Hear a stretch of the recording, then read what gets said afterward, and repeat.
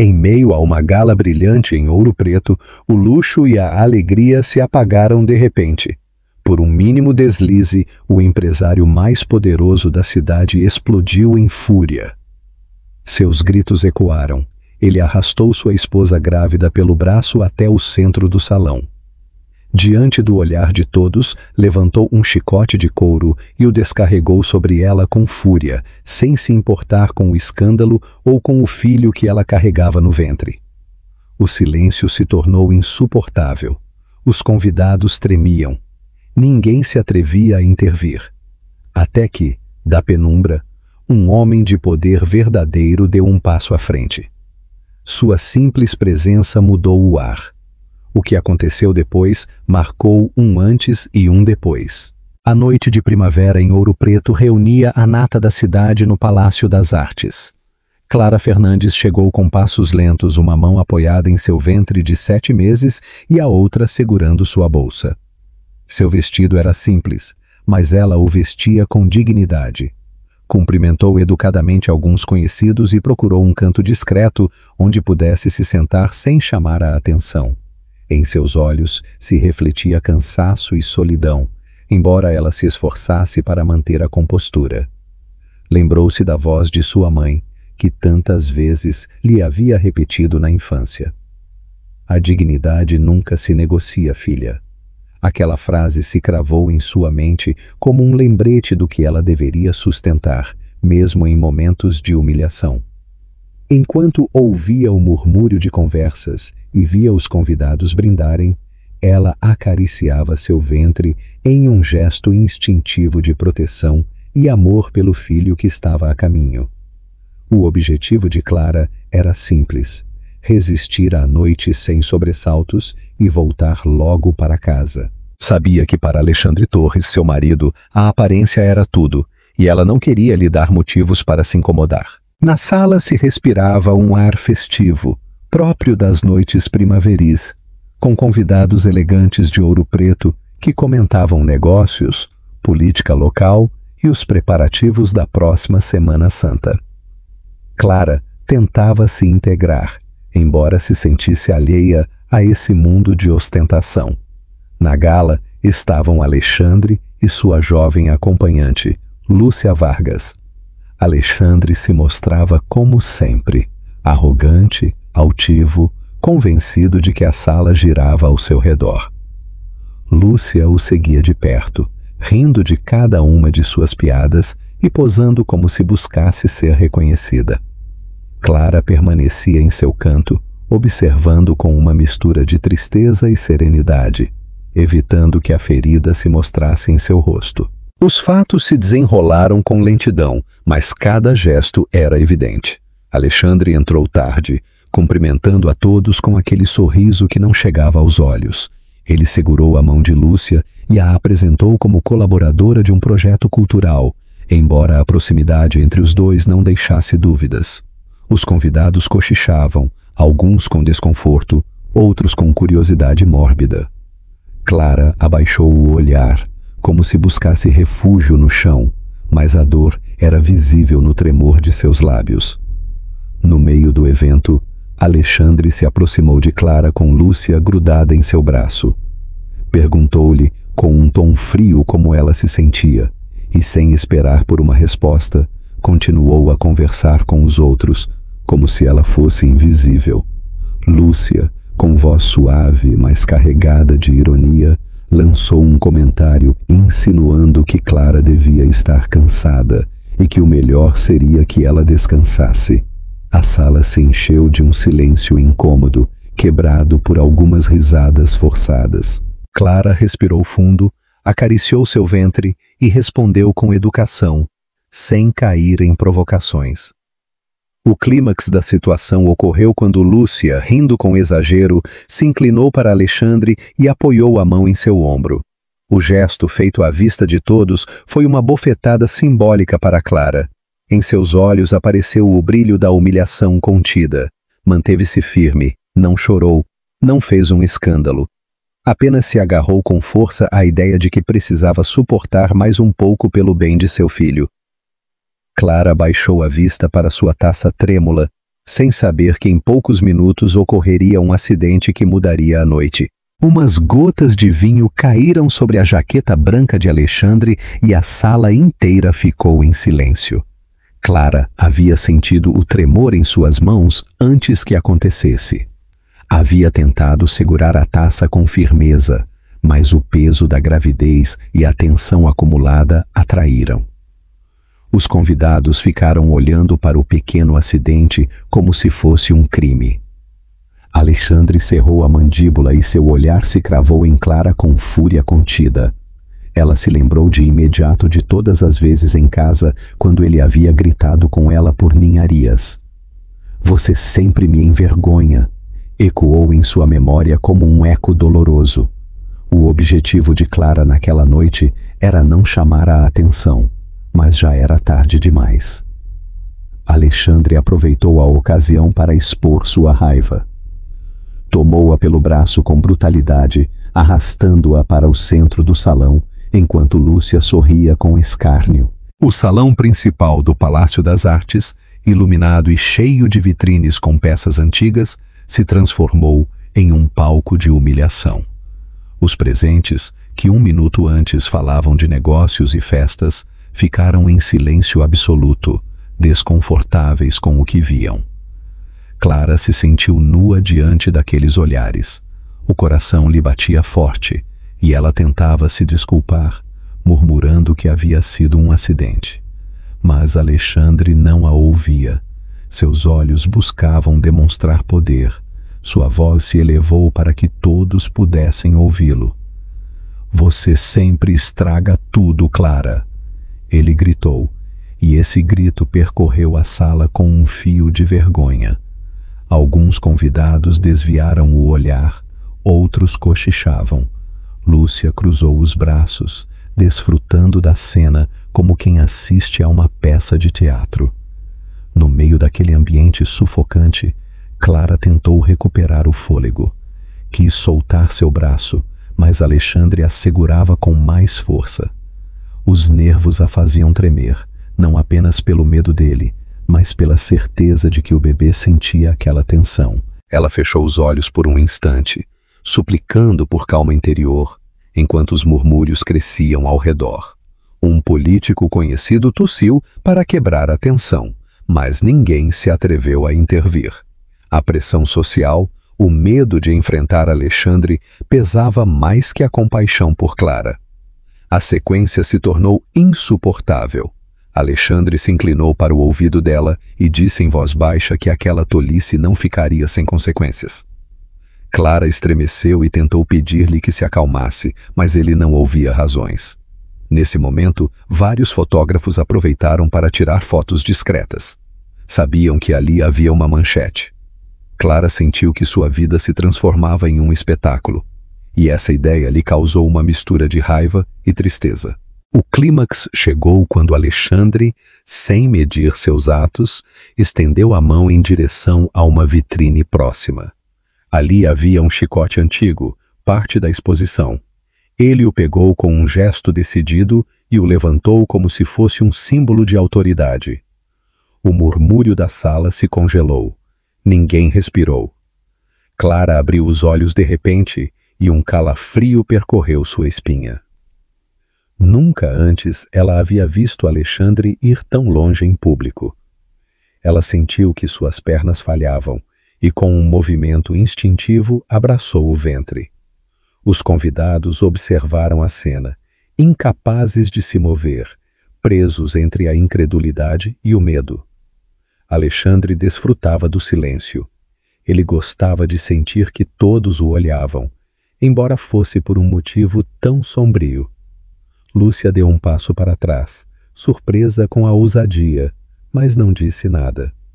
Clara suplicou com o olhar, buscou algum gesto de apoio na multidão, mas só encontrou rostos tensos, olhares evasivos, mãos nervosas que brincavam com taças. A solidão a envolveu com força. Nesse instante, ela entendeu que deveria resistir por seu filho e que não podia mais depender da compaixão alheia.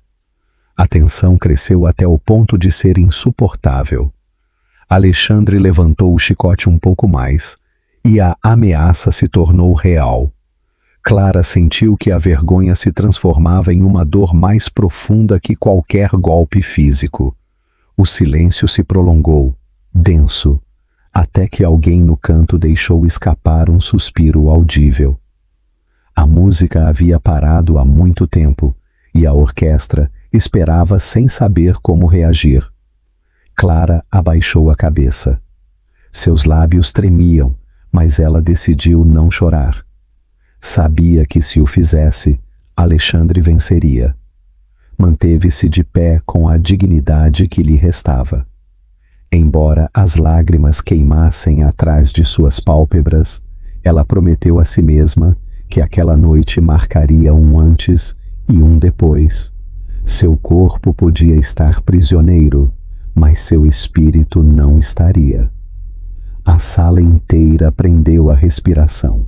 Todos olhavam para Alexandre com um chicote na mão, para Clara com seu ventre protegido entre os braços e para Lúcia desfrutando daquela humilhação como uma espectadora privilegiada.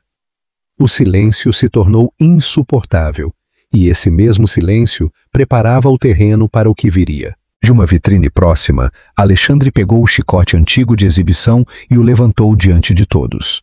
O murmúrio do público se transformou em um silêncio gelado.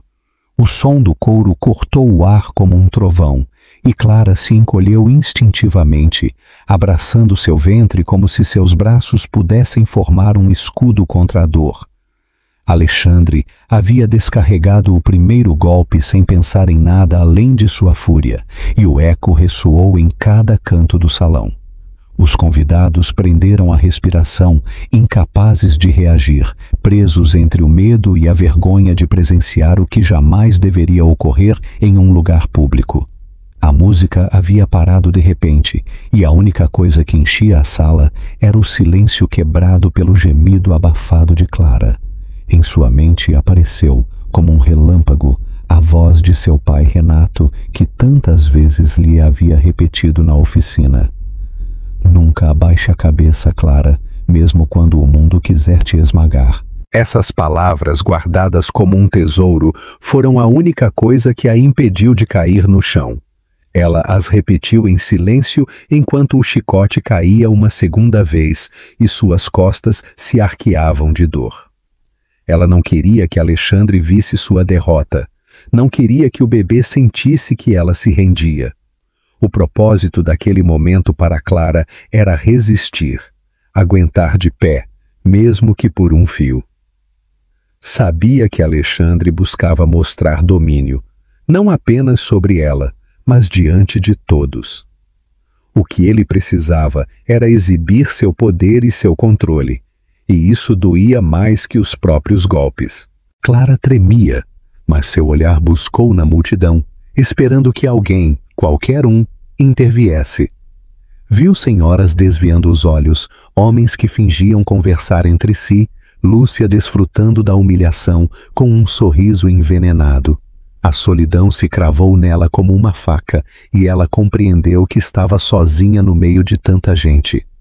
A cena se desenrolava no centro do salão, sob o olhar de todos. Alexandre, com o chicote na mão, parecia se alimentar do medo coletivo. Clara mal conseguia se mover, sustentada pela força do instinto maternal. Alguns convidados se mexeram, desconfortáveis. Um murmúrio breve percorreu a sala, mas ninguém deu um passo à frente. A cumplicidade do silêncio foi tão cruel quanto os golpes. Lúcia inclinou a cabeça para outra convidada e sussurrou algo que provocou uma risada baixa, como se tudo aquilo fosse um espetáculo feito para sua diversão. O segundo golpe havia feito Clara cair de joelhos. Ela se apoiou com as mãos no chão, mas nunca deixou de proteger seu ventre. Um par de lágrimas escorreu por seu rosto, não de rendição, mas de impotência. A sala inteira observava, e ninguém parecia capaz de parar a cena. Alexandre levantou o braço uma terceira vez, e esse foi o instante em que o ambiente se tornou insuportável. O chicote se preparava para cair de novo, e Clara, fechando os olhos, Pediu a Deus que a dor recaísse sobre ela e não sobre a vida que carregava em seu interior. O clímax chegou naquele terceiro golpe suspenso no ar. Os olhos de Clara se abriram e encontraram algo diferente. Da penumbra do fundo, um homem se levantava. Sua sombra se alongava sob as luzes, projetando-se sobre o chão, como um aviso de que algo estava prestes a mudar. Os sapatos dele ecoaram com firmeza no mármore, cada passo carregado de segurança e determinação. Alexandre não o viu no início, embriagado por sua própria fúria, mas o silêncio que se espalhou na sala o obrigou a virar a cabeça.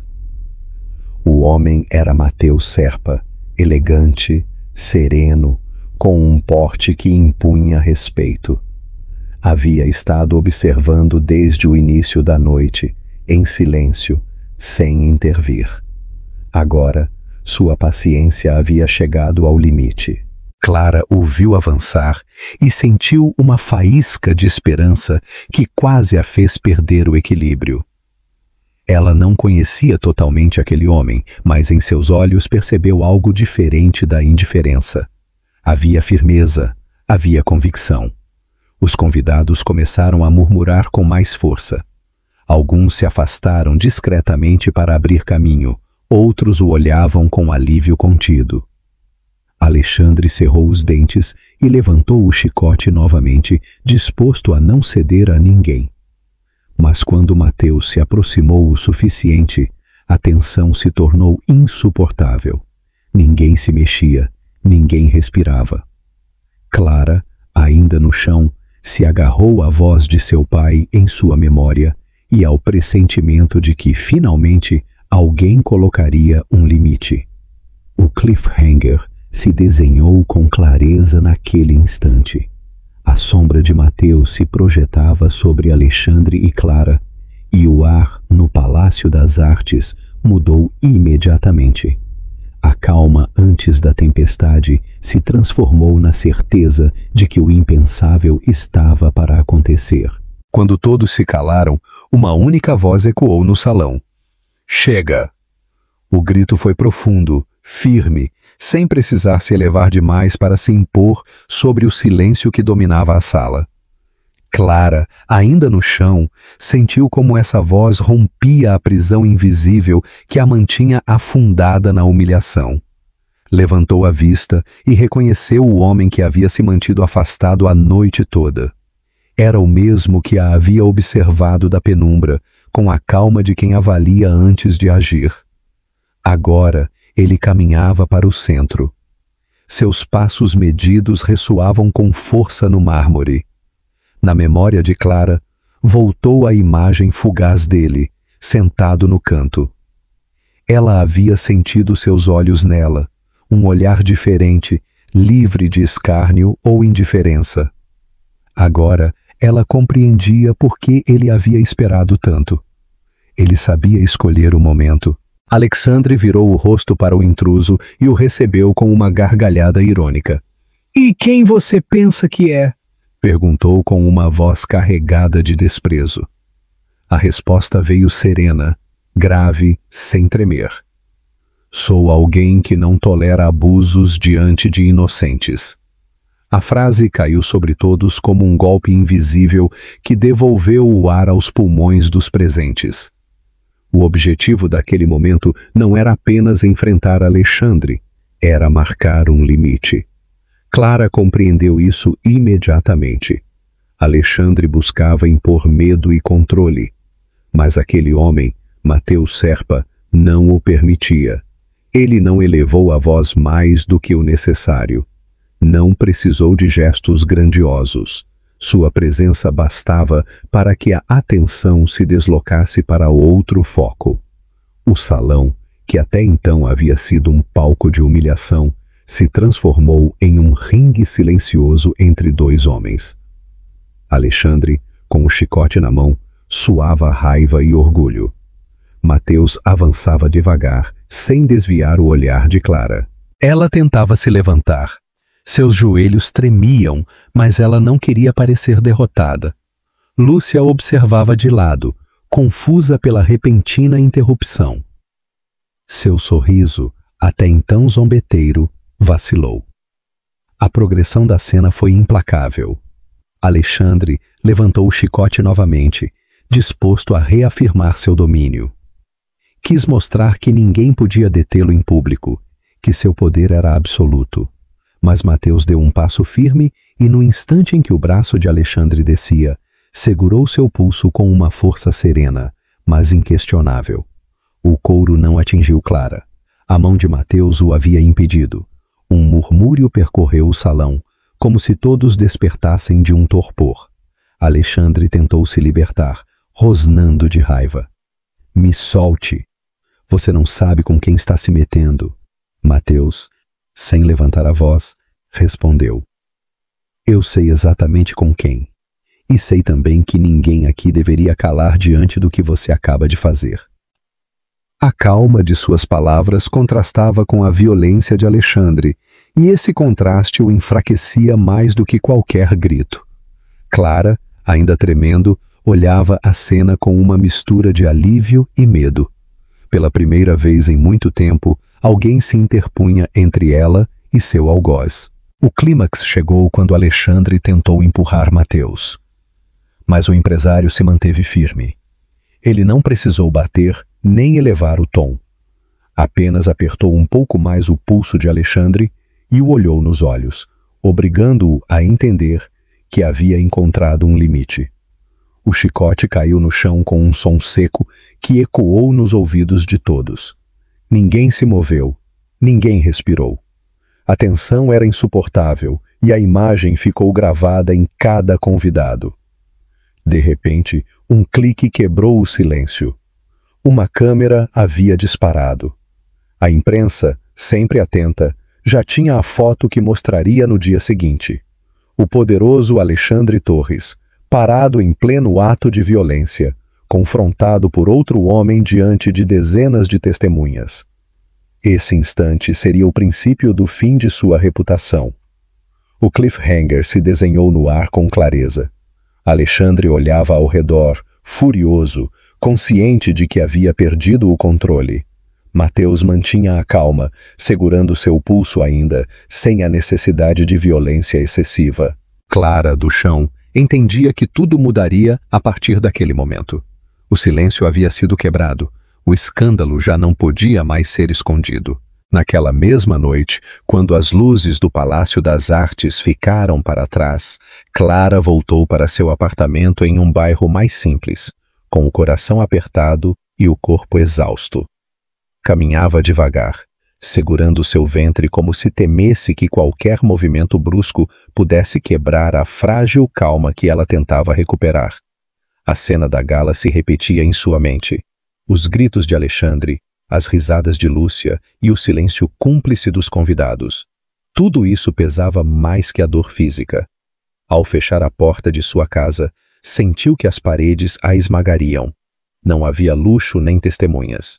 Apenas a solidão de uma mulher que carregava uma vida dentro de si e a ameaça de um homem que não conhecia limites.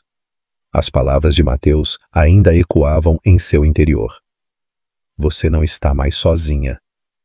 Ela não sabia se devia acreditar. Queria se agarrar a elas, mas o medo era mais forte. Ela se deixou cair no chão do pequeno quarto, onde havia começado a arrumar as coisas para o bebê. Ali estavam o berço inacabado e algumas roupas dobradas, lembretes de que seu filho chegaria em breve. Clara acariciou o ventre, tentando se acalmar, e murmurou que tudo ficaria bem. As lágrimas escorriam por suas bochechas, silenciosas, porque ela não queria assustar a criança com seu choro. O propósito de Clara naquele instante era resistir à ameaça que pairava sobre ela. Sabia que Alexandre não ficaria quieto. Não era um homem que aceitava uma humilhação pública. E embora Mateus o tivesse impedido na gala, a represália viria. Ela o conhecia muito bem. Na penumbra de seu apartamento, Clara se preparava para o inevitável. O ambiente era tranquilo, mas a tranquilidade era frágil. Do lado de fora, no bairro, alguns vizinhos se despediam com um boa noite, e o cheiro do jantar tardio escapava pelas janelas. Mas em sua casa, tudo era medo. Alexandre chegou logo. As batidas na porta foram brutais, como punhos que atravessavam o silêncio. Sua voz foi ouvida claramente, carregada de ódio. Você é minha, Clara. Ninguém vai te salvar. Ela prendeu a respiração, abraçou o ventre com força e fechou os olhos. Cada batida na porta era uma ameaça. Cada palavra, um lembrete da prisão em que ela vivia. Os personagens naquela cena eram poucos, mas suas presenças preenchiam tudo. Clara, sozinha, vulnerável, agarrada à esperança de proteger seu filho. Alexandre, do lado de fora, gritando e batendo, decidido a recuperar o controle que havia perdido em público. E os vizinhos, que ouviam em silêncio de seus apartamentos, sem se atrever a intervir, movidos pelo medo e pelo costume de não se intrometerem. A progressão da noite foi sufocante. Alexandre continuou batendo, repetindo insultos, lembrando a Clara que ele mandava em sua vida. Depois, por baixo da porta, apareceu um papel amassado. Clara o pegou com as mãos trêmulas e leu as palavras escritas com raiva. Isso não acabou. A mensagem era clara, direta, como uma faca. Ela o deixou cair no chão e apertou os olhos até sentir dor. Sabia que o perigo era real.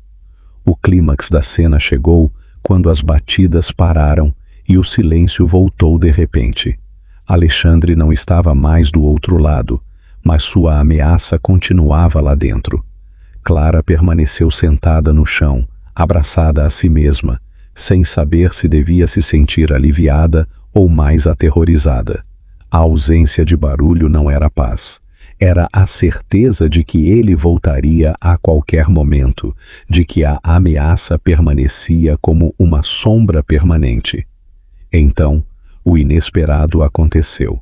Seu celular, esquecido sobre a mesa, vibrou insistentemente. Clara o pegou com medo, esperando ler um novo insulto, mas o que apareceu na tela era diferente. Um número desconhecido havia lhe enviado uma mensagem. Você não tem que enfrentá-lo sozinha. Posso te ajudar. Seus olhos se encheram de novas lágrimas, não de dor, mas de confusão. Ela sabia quem havia pronunciado aquelas palavras na gala. Era Mateus. O cliffhanger ficou desenhado naquela tela luminosa. Clara, ainda tremendo, olhava o recado repetidamente. Não sabia se devia responder, não sabia se podia confiar, mas sentia que aquele fio de esperança era a única coisa que a mantinha de pé. Do lado de fora, a noite seguia seu ritmo habitual, mas no coração de Clara havia começado uma luta diferente, uma batalha entre o medo e a possibilidade de acreditar em mais alguém. Ao amanhecer, Clara se levantou com os olhos inchados por não ter dormido. A mensagem em seu celular ainda brilhava em sua memória como uma pequena chama no meio da escuridão. Você não tem que enfrentá-lo sozinha. Posso te ajudar. Durante horas, ela pensou se devia responder ou ignorar. Temia que fosse uma armadilha. Temia também que sua esperança se confundisse com ingenuidade. Mas algo na voz firme de Mateus Serpa durante a gala havia ficado gravado em seu interior. Finalmente, ela aceitou o encontro que ele lhe propôs. Edifício Serpa, 10 da manhã. Ela se lembrou bem da frase que acompanhava a mensagem.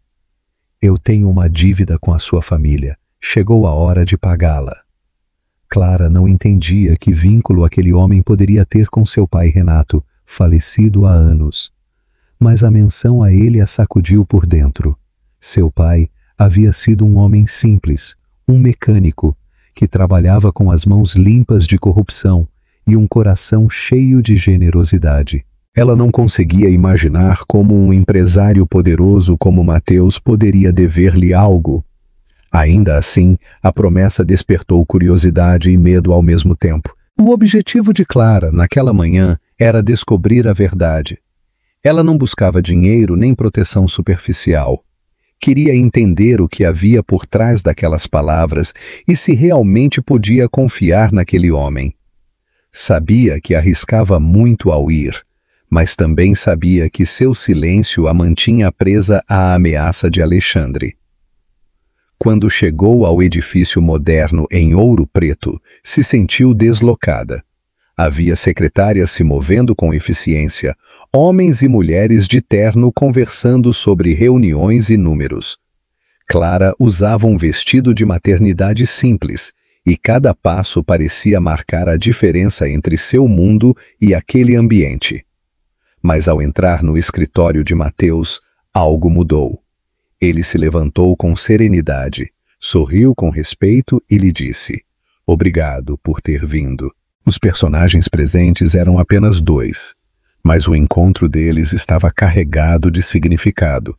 Clara, vulnerável, com medo de ser enganada.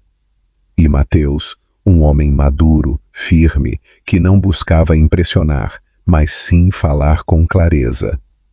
Na sombra da conversa estava também Renato, o pai de Clara, porque tudo giraria em torno dele. A progressão do encontro foi lenta, mas intensa. Mateus a convidou a se sentar e começou a lhe contar uma história que parecia ter saído de outro tempo. Quando ele era jovem, viajava pelo interior do Brasil em busca de trabalho.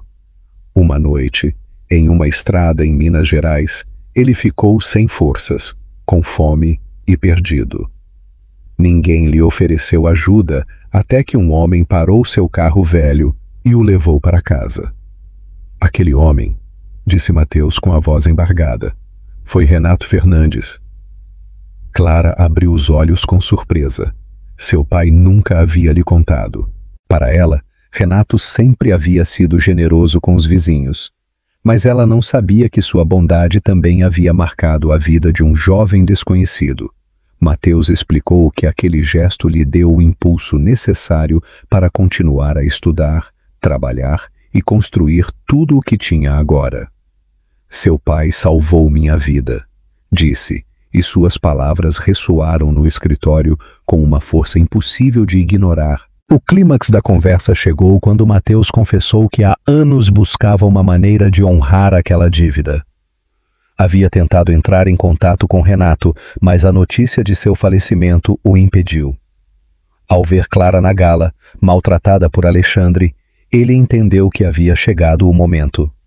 "Eu não posso devolver ao seu pai o que ele fez por mim, mas posso cuidar de você e de seu filho. Não deixarei que Alexandre toque em você." Clara ficou sem fôlego. Lágrimas escorreram por suas bochechas, não de dor, mas de uma mistura de alívio e emoção. Pela primeira vez em muito tempo, ela sentiu que alguém estava do seu lado e que não o fazia por compaixão, mas por um laço profundo com sua própria história. O cliffhanger ficou marcado nas últimas palavras de Mateus. Com voz firme, olhando-a nos olhos, ele repetiu: "Você tem a minha proteção." Clara saiu do escritório com o coração agitado. Não sabia como Alexandre reagiria. Não sabia o que viria depois. Mas pela primeira vez sentiu que o peso que carregava nos ombros era compartilhado com mais alguém. Nos arredores de Ouro Preto, entre campos tranquilos e um céu claro de primavera, Clara respirou pela primeira vez sem medo. Mateus havia arranjado um lugar seguro onde ela pudesse descansar longe dos olhos de Alexandre. A enfermeira que a acompanhava a ajudou a se instalar e lhe pediu para se concentrar em cuidar de si mesma e do bebê. Clara se sentou perto da janela aberta e fechou os olhos, sentindo que a opressão que havia carregado por tanto tempo se aliviava um pouco. As ameaças de Alexandre, no entanto, ainda estavam vivas em sua memória. O eco de seus golpes na porta do apartamento ainda a fazia estremecer. Clara sabia que ele não era um homem que desistia facilmente. "Isso não acabou", ele havia escrito. Essa frase a acompanhava todas as noites, e embora ela tentasse se distrair, não conseguia apagá-la de sua mente. Cada sombra na casa parecia uma advertência. Cada silêncio prolongado demais um lembrete de que ele ainda estava por perto. O propósito desses dias na casa era que Clara recuperasse as forças e encontrasse a estabilidade necessária para resistir ao que viria. Mateus havia-lhe assegurado que ela contava com apoio legal e com a proteção de pessoas de confiança. Ela precisava acreditar nele. Embora a desconfiança acumulada a mantivesse alerta, a rotina começou a lhe dar uma certa calma. Pela manhã, ela tomava café da manhã na companhia da enfermeira, que lhe repetia que ela deveria pensar no positivo. Ao meio-dia, ouvia os sinos de uma igreja próxima, e à tarde recebia a visita discreta de Mateus.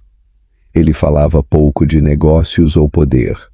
Preferia contar-lhe anedotas simples de Ouro Preto, de sua juventude, de como a cidade havia mudado com os anos.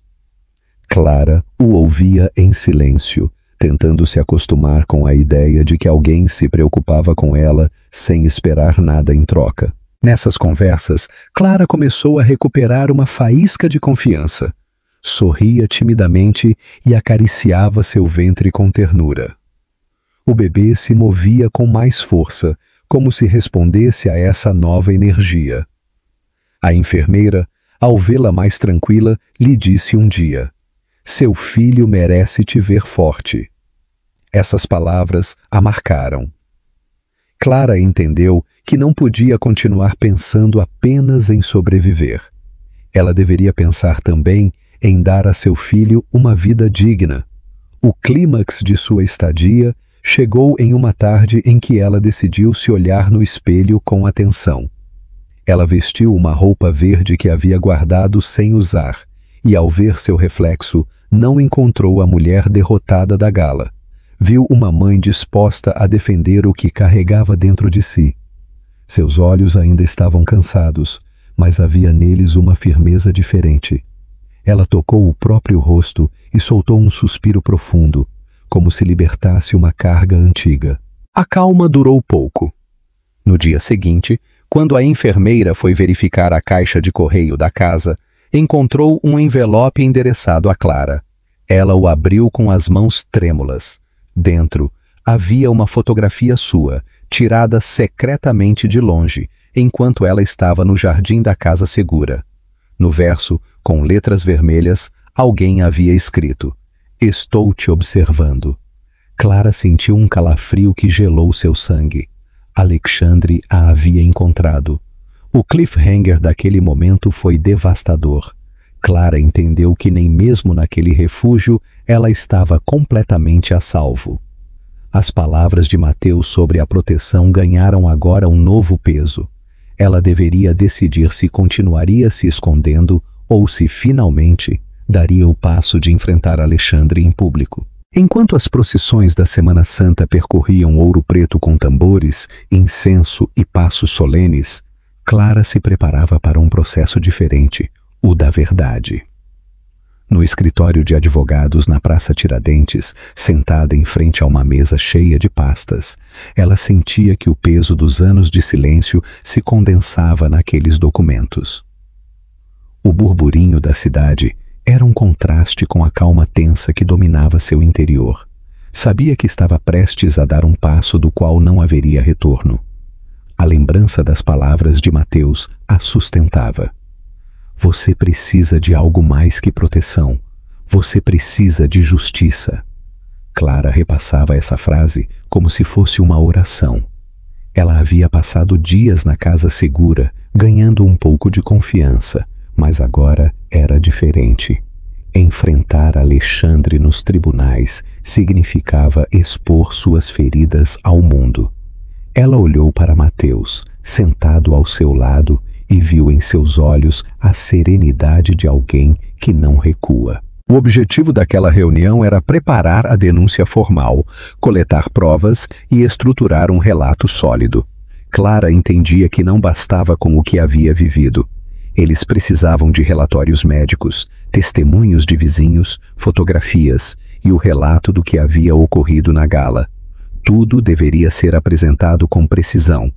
O advogado principal, um homem de voz calma e firme, explicou-lhe que eles não podiam deixar pontas soltas. Alexandre tem poder e amigos. Ele tentará desmentir tudo, por isso devemos ser mais claros que ele. Naquela sala estavam presentes Clara, Mateus e a equipe legal. Cada um tinha um papel. Mateus como respaldo moral e financeiro, disposto a oferecer sua influência para que o caso avançasse. Clara como vítima e testemunha principal, a voz que deveria quebrar o silêncio. Os advogados como guias, encarregados de transformar sua dor em argumentos legais. Do lado de fora, a cidade celebrava a tradição religiosa e dentro se preparavam silenciosamente para outra batalha. A progressão da reunião foi intensa. Clara relatou em detalhes os episódios de humilhação, os insultos constantes e a violência de Alexandre. Sua voz tremia, mas ela não parou. À medida que falava, revivia cada momento e sentia o peso no peito, embora o advogado a encorajasse a continuar. Em seguida, eles mostraram as fotografias da gala que já circulavam em alguns meios de comunicação.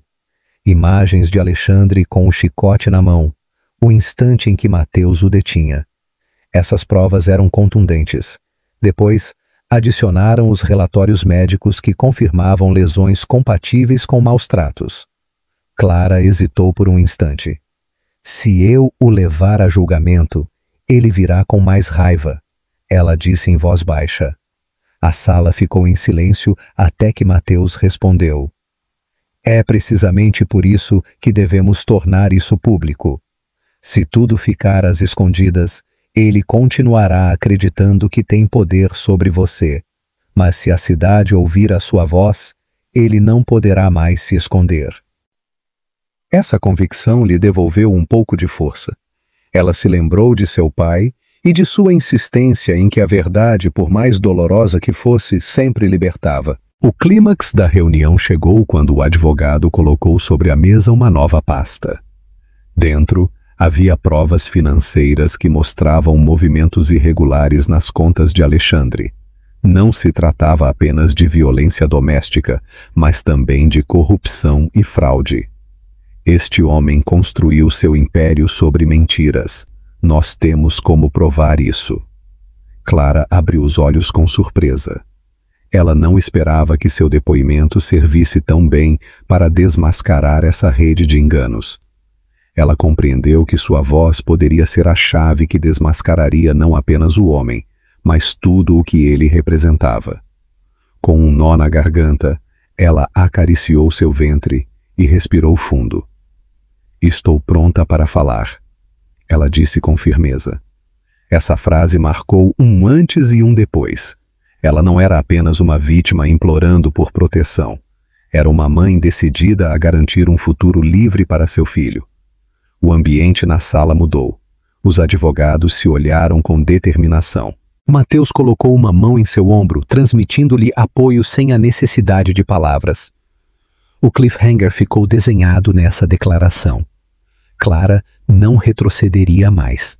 Do lado de fora, os tambores da procissão ressoavam como um eco do que estava por vir.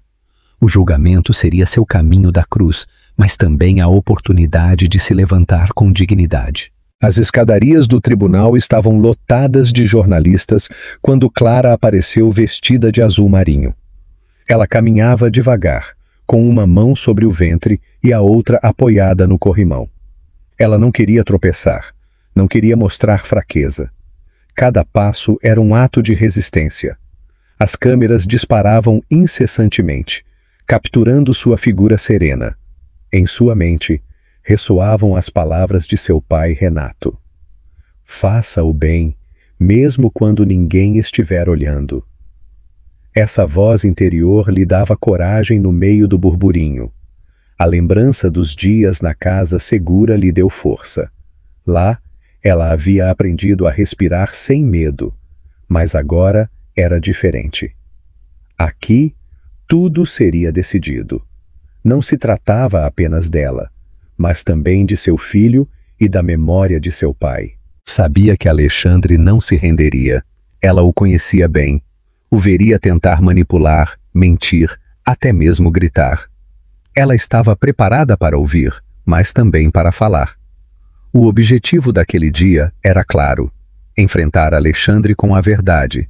Não havia espaço para meias-verdades. Os juízes, os jornalistas e a cidade inteira seriam testemunhas. Clara compreendia que sua voz deveria ser firme, embora seu coração tremesse. A sala estava cheia. A juíza, uma mulher veterana de olhar severo, presidia a sessão. Alexandre entrou com seu terno amarrotado, a altivez ainda no gesto, embora seus olhos revelassem insegurança. Lúcia apareceu ao seu lado, mas já não sorria como antes. Seu olhar era distante, como quem duvida de ter apostado no cavalo errado. Mateus também estava lá, sentado na primeira fila de testemunhas, sua expressão serena, disposto a falar quando fosse necessário. A progressão do julgamento começou com a acusação. Os advogados de Clara apresentaram fotografias, relatórios médicos e depoimentos escritos. Clara respirou fundo e relatou com voz trêmula os episódios de humilhação. Contou a noite do chicote na gala. Sua voz falhou em alguns momentos, mas ela nunca parou. Alexandre tentou interromper, gritando que tudo era mentira, que ela exagerava por ciúmes.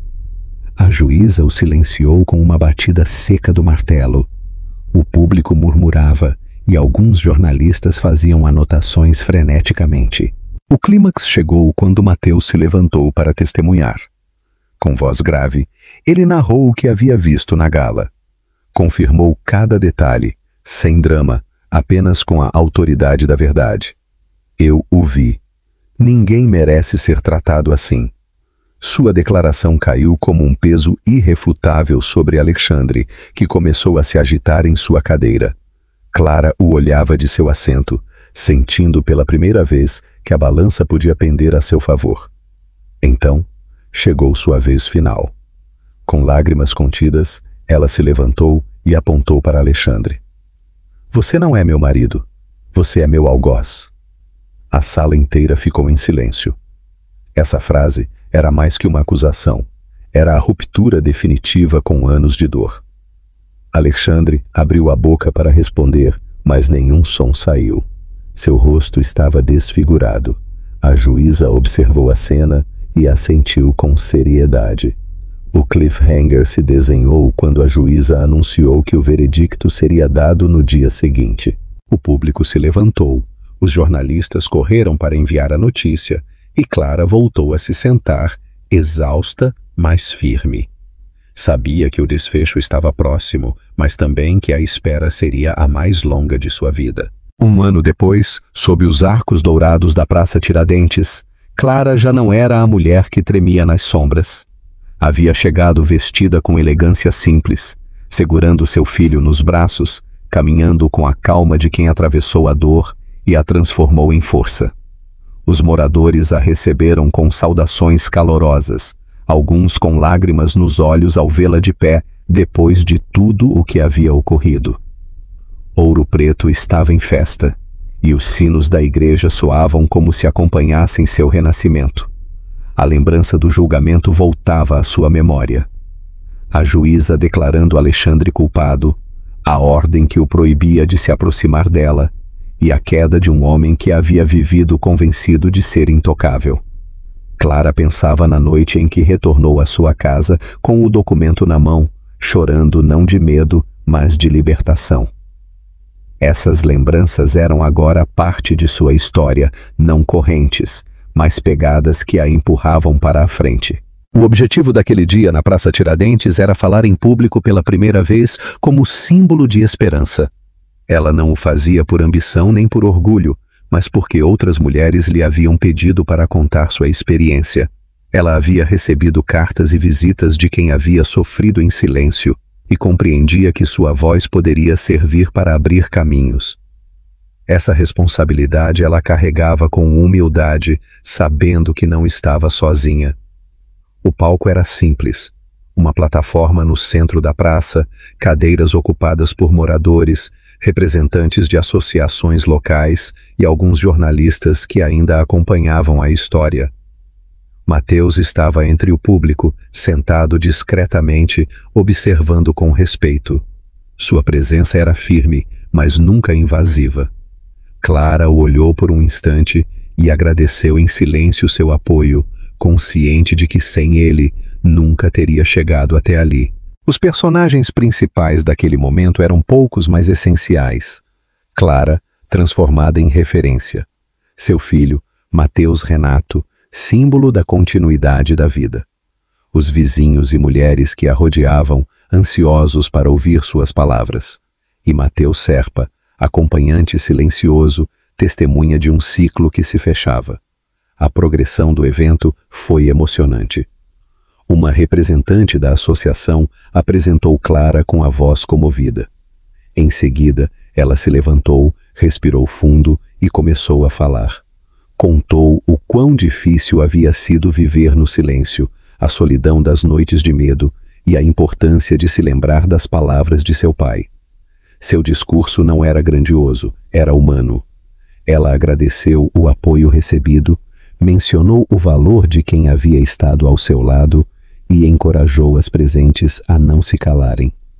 Cada frase era recebida com acenos, com aplausos breves, com lágrimas nos olhos de algumas mulheres que se viam refletidas nela. O clímax do evento chegou quando ela levantou seu filho nos braços. Sua voz falhou por um momento, mas ela encontrou força no olhar da criança. O silêncio não protege, falar sim o faz. Ninguém está sozinho. A praça inteira explodiu em aplausos, pessoas de pé, mulheres se abraçando, homens inclinando a cabeça com respeito. Foi um instante de comunhão, um reconhecimento coletivo da dignidade recuperada. O cliffhanger ficou em uma imagem luminosa. Enquanto o sol caía sobre os muros dourados, Clara sorriu. "Estamos livres, meu filho", ela murmurou. Essa frase não era apenas para a criança, era para todos que haviam escutado. Era a promessa de que o futuro seria escrito sem medo, com a força da família e a memória de quem nunca deixou de acreditar na justiça. Na calma que se seguiu aos acontecimentos, a imagem de Clara na Praça Tiradentes ficou gravada na memória de todos como um símbolo de dignidade recuperada. O eco de suas palavras, simples e firmes, se misturou com os sinos que ressoavam sobre os telhados antigos, lembrando a cidade que, mesmo nos momentos de maior escuridão, sempre há uma luz capaz de nos guiar.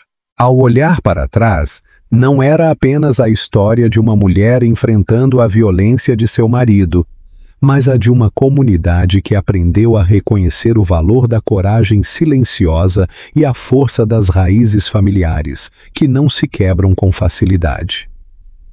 Desta experiência surge uma lição clara. A bondade recebida no passado pode se tornar um refúgio quando mais se precisa. Os gestos de Renato, o pai de Clara, floresceram anos depois na figura de Mateus, mostrando que cada ato de generosidade deixa uma marca que mais cedo ou mais tarde volta para nos proteger. O amor de uma mãe, a gratidão de um homem e a coragem de uma filha se uniram para derrubar a soberba de Alexandre.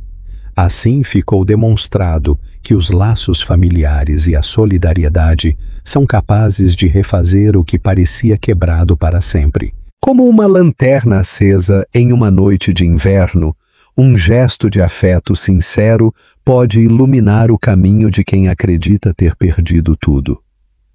Talvez valha a pena parar por um instante e pensar nas pequenas vozes ao nosso redor, aquelas que nos lembram que nunca estamos completamente sozinhos. Talvez em um cumprimento amável, na paciência de um vizinho, ou na memória de um ente querido, encontremos a mesma força que sustentou Clara. E se esta história tocou o seu coração, compartilhe-a com quem você ama. Porque ao fazer isso, A luz que nasceu em uma praça de Ouro Preto continuará se estendendo como um fio quente que une gerações e mantém vivo o poder do amor e da família.